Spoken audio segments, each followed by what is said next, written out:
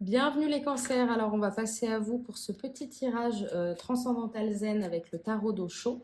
Alors c'est un tirage en 3 cartes qui se veut assez innovant et plutôt axé sur le développement personnel. Donc je vais vous demander vraiment de bien regarder les images et d'essayer de comprendre parce que dans les images il y a beaucoup de symboles qui peuvent vouloir dire certaines choses. Alors on arrive avec la première carte qui est le contrôle. Cette carte, elle est assez puissante dans le jeu puisque c'est l'as de la série des nuages et la série des nuages, elle représente le mental. Alors ici, pour l'instant, la première piste que j'ai, c'est qu'il va falloir soit plus contrôler quelque chose, reprendre le contrôle et vraiment avec cette image, encore une fois, des mains posées, de la tête assez figée, je vois qu'il faut reprendre le contrôle sur quelque chose. On va voir ce que va nous dire le reste. Pardon. Alors, là, on arrive sur quelque chose, un arcane majeur. Alors, l'arcane majeur, c'est vraiment des cartes très puissantes du tarot. Elles tombent peu souvent. Et ici, on a les vies antérieures. Alors, quand c'est des arcanes majeurs, j'aime bien vous lire ce que dit le livre parce que je pense que c'est important de comprendre un petit peu plus. Je vous laisse observer l'image que je pose ici pendant que je vous lis à quoi cette carte correspond. Alors, l'enfant ne peut devenir conscient que si dans sa vie antérieure, il s'est consacré à la méditation et crée l'énergie méditative nécessaire pour combattre les ténèbres que la mort amène avec elle. Celui qui meurt ne sait plus rien, et souvent, soudain, dans une nouvelle matrice, en ayant complètement oublié son corps précédent, les ténèbres, la perte de toute conscience, créent une discontinuité.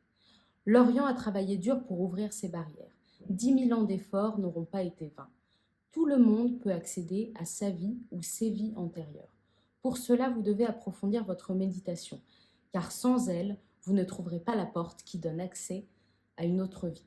De plus, lorsque vous trouvez la dite porte, vous devez être en méditation profonde, sans quoi les événements pourraient surcharger votre esprit. Il est déjà assez difficile de mener une seule vie. Alors ça, c'est le texte générique. Le commentaire un petit peu plus court, c'est: un aperçu de l'éternité de notre existence est un cadeau, et comprendre la fonction du karma dans notre vie n'est pas une chose que nous puissions saisir à volonté. C'est un appel à l'éveil. Les événements de votre vie tentent de vous montrer un schéma qui est aussi vieux que le voyage de votre propre âme. Alors, vous l'avez sûrement compris, c'est vraiment une carte extrêmement importante. Quand je lis le texte, c'est parce que j'ai envie de vous donner toutes les informations qui ont été faites par ce tarot. Mais ce que je vois ici, c'est que je vois ici le terme leçon. Il y a des leçons que vous avez comprises récemment, des leçons apprises qui vous remontent peut-être de générations antérieures. Peut-être que vous reproduisez des schémas de génération et que vous essayez de faire tout ça en restant dans le contrôle. Pour l'instant, ça peut être une piste. Ça peut aussi dire qu'il faut vous reconnecter à votre être et essayer de comprendre un petit peu plus le cheminement de votre âme et du coup beaucoup plus de spiritualité. Mais c'est la troisième carte qui va vraiment nous dire où vous allez en être les cancers ce mois-ci. Alors, c'est une carte de l'épuisement. Alors, je veux vous rassurer, il n'y a pas de négativité dans ce tarot. Même si ces cartes sont très visuelles, l'épuisement, ça correspond au feu, à l'élément du feu et à l'action. Il y a un certain épuisement, du coup, ça a un petit peu confirmé ce que je me disais avant. Il y a un certain épuisement qui vient du fait de toujours vouloir garder le contrôle et finalement de faire les mêmes choses et les mêmes schémas que vous aviez fait avant. Et vous arrivez peut-être en ce mois de mai à un épuisement.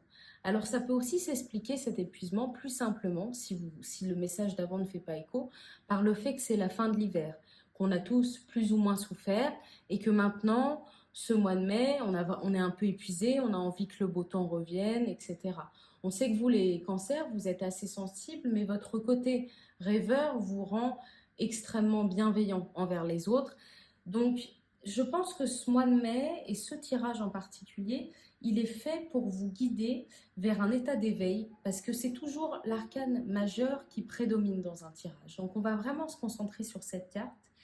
Et c'est donc rentrer en éveil, rentrer en vous, entre guillemets, et connectez-vous peut-être à votre moi intérieur. Parce que l'on croit ou non à la réincarnation, si c'est le cas, notre âme a déjà voyagé. Et dans tous les cas, notre lignée a déjà voyagé. Nous avons tous des parents, des grands-parents et des générations. Nous avons tous des gènes qui nous suivent, un ADN, etc.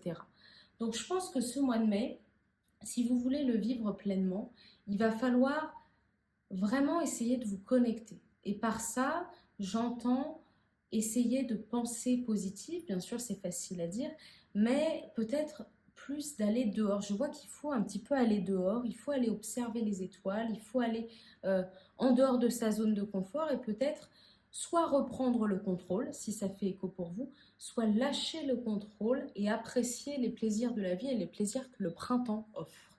Voilà, pour l'instant, j'espère que ça vous a un petit peu aidé. Vraiment, vous ne prenez que le message qui fait écho pour vous. C'est un petit tarot comme ça pour le mois de mai. Concentrez-vous sur vous-même parce que c'est toujours bénéfique de se comprendre mieux de jour en jour. Et voilà, je vous retrouve très bientôt avec de nouvelles vidéos. Je vais passer au signe suivant. Merci beaucoup les cancers de m'avoir suivi.